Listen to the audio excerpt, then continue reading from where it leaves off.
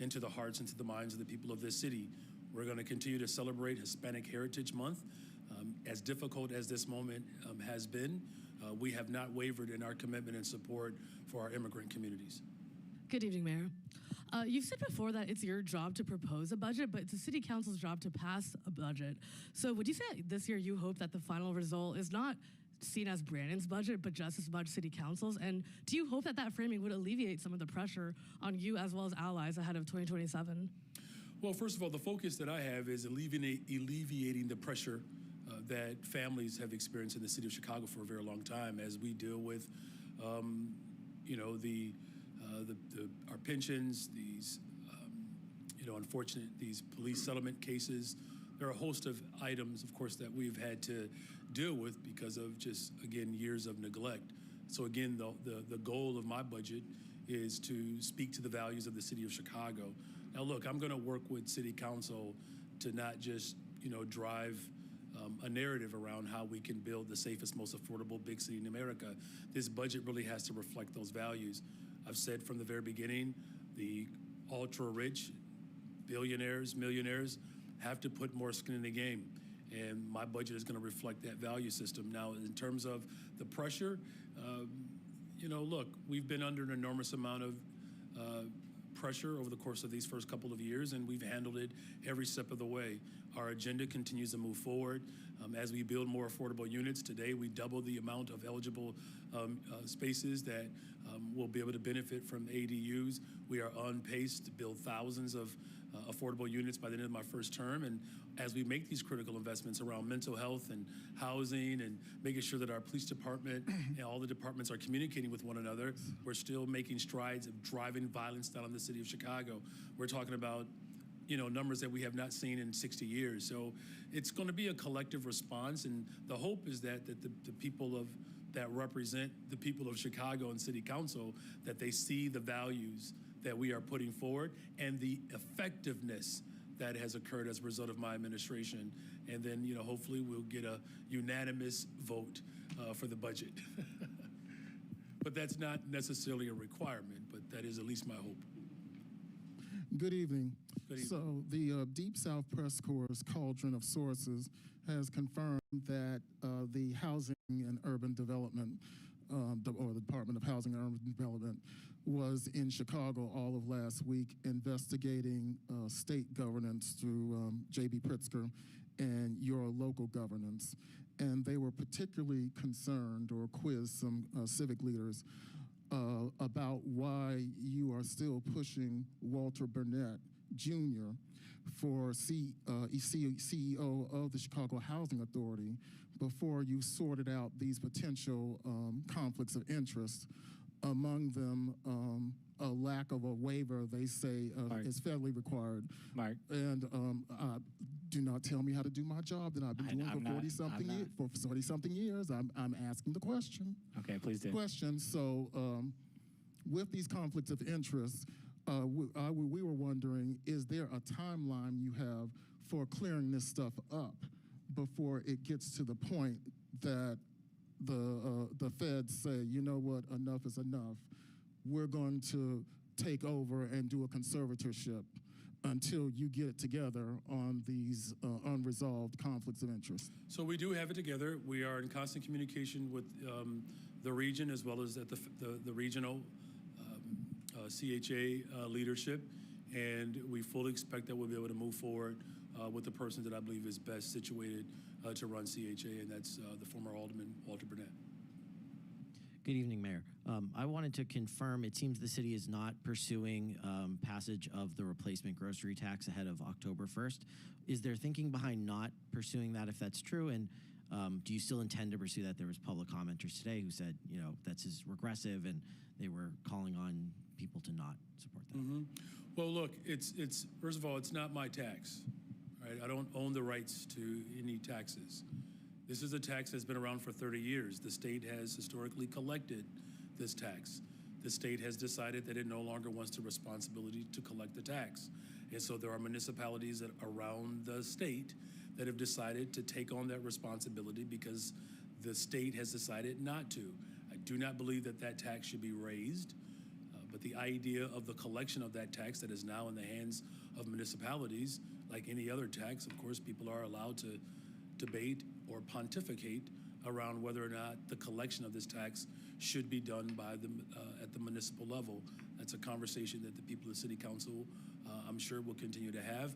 At this point, I've made it very clear I'm going to work to ensure that we have the revenue that we need to make sure that we're hiring young people, that we're creating pathways to build more affordable units, that we're expanding mental and behavioral health care services, and that we're making critical investments to keep our community safe.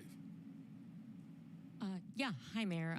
Lee Giangreco reporting for Southside Weekly today. Wanted to ask about the CBA. Do you support similar set-asides in other gentrifying neighborhoods? And can you comment on the foundation itself not supporting this CBA?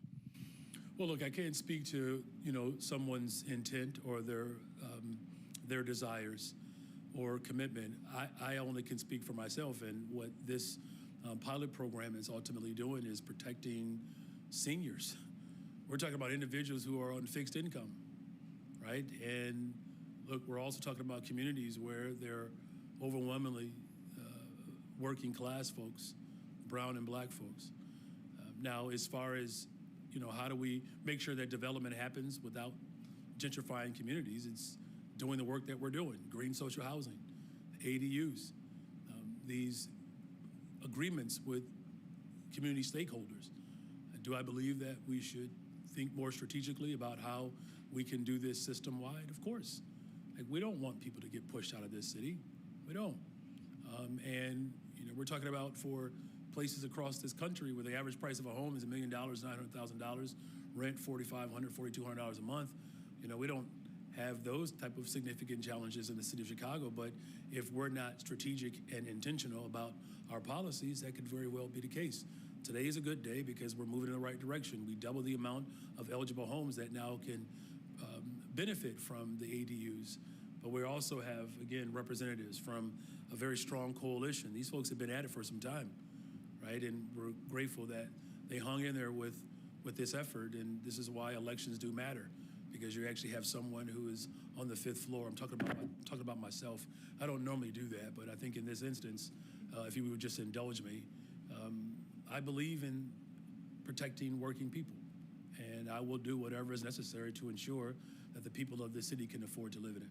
So just to clarify, you wouldn't support like a kind of copy paste of the CBA for another neighborhood? Good evening. It was widely reported, not by Axios, but by others, that there would be a big reshuffle of council leadership today, with Emma Mitz as vice mayor and Alderman LaSpada and zoning. What happened, and do you think we're going to be seeing a different lineup suggested next month? Well, look, I've had to put forth an organizational chart that allows for us to build the safest, most affordable big city in America. I will put forth a structure. We'll vote on it inevitably. And as long as that there are people who are committed to fulfilling my mission, which is to build a safe and affordable big city, that's a pathway for success. But in the meantime, government is still operating and working. Nothing has been lost in this moment. And today, obviously, was yet another indication of how we're building more affordable communities. Hi, Mayor. Hi. Excuse me. On that same topic, why do you think you are struggling, you and the City Council collectively struggling to make these committee assignments? I spoke to Alderman today. He said one of the problems is your office is not speaking with enough aldermen. You limited this negotiation to the Latino and Black caucuses, and these discussions should start sooner. Who told you that? Okay, Alderman Emma Metz said it should begin sooner. So someone said that I'm not speaking to all members of the different caucuses that are represented here. That's just dishonest. Is it true of this reorganization specifically? It's dishonest. It's not true. We speak with all of the different interested parties that recognize that our number one priority right now is to build the safest, most affordable big city in America. Look, let's just walk through the record here for a second. Paid time off was a promise. We made it. We did it. Abolishing the sub-minimum wage, a promise. We made it. We did it. Right? Ensuring that we have green social housing, It's a promise. We did it. The ADUs, a promise. We made it. We did it. This agreement with Jackson Park and individuals who could be impacted by gentrification. We made a commitment. We did it, right? Every single promise that I put forward to ensure that we build the safest, most affordable big city in America, we're accomplishing it. We had an historic action today where over 200 years collectively of time in prison, jail, we were able to settle that case. No other administration in the history of Chicago has been able to accomplish that. The $1.25 billion bond investment to build more affordable homes and economic development. We have an airport that is breaking records every day. Hotel occupancy is up. Tourism is up. Ridership on our trains are up. And violence is down. I mean, I hear you, but government is still functioning. Look, there's a lot of work for us to do, but you can't sleep on the fact that our investments, I should have mentioned mental health and behavioral health service as well, that the investments that we have put forth based upon promises that we have made for communities that have been historically neglected for decades, we are fulfilling those promises. And so in the process of this reorganization, as long as there is a commitment to allow for this agenda to be moved forward, then I think that's the most important thing here. Thanks, Mayor. You're welcome. Do you mind if we jump over to James Comey? I know it was busy inside and outside chambers today, and this is unprecedented with two charges for obstruction and alleged false statements. Yeah, look, this is further proof that this president has used, the sanctity of our departments within government to politicize them. Look, he said it. He's going to go after his political enemies. He's politicized the, United States military, the National Guard. The president is investigating me for hiring too many black people. Now he's threatening to withhold dollars because we want black children to be successful. I really want to call him a name. But my Lord and Savior Jesus Christ is asking me to just stay saved. Jeff? Good evening, Mayor. How you doing? For a minute there, you almost had me. I'm better now. I had to call on the name of Jesus again. I don't know that my question will get you to do that, but I do want to ask about the 78 and the plans for the fire stadium along Roosevelt Road and the Chicago River to get you to talk about what that's going to mean for that community, and will you become a soccer fan? Well, first of all, let me just say, I'm grateful that Joe Mansueto and Chicago Fire is willing to put skin in the game. That's what we've asked. It has to be public benefit, public use. Appreciate the alders in that area that have had very robust conversations, some of which have been concerns around gentrification. Alderwoman Dowell has done an incredible job leading these discussions. What it means is that, as I've said before, the city of Chicago, we are open for business. We're not for sale. That's the past. And it's unfortunate, it's a dark past, but now you're seeing that there are corporations that want to bring their business to Chicago. And our sports, teams play an incredible part in moving our economy.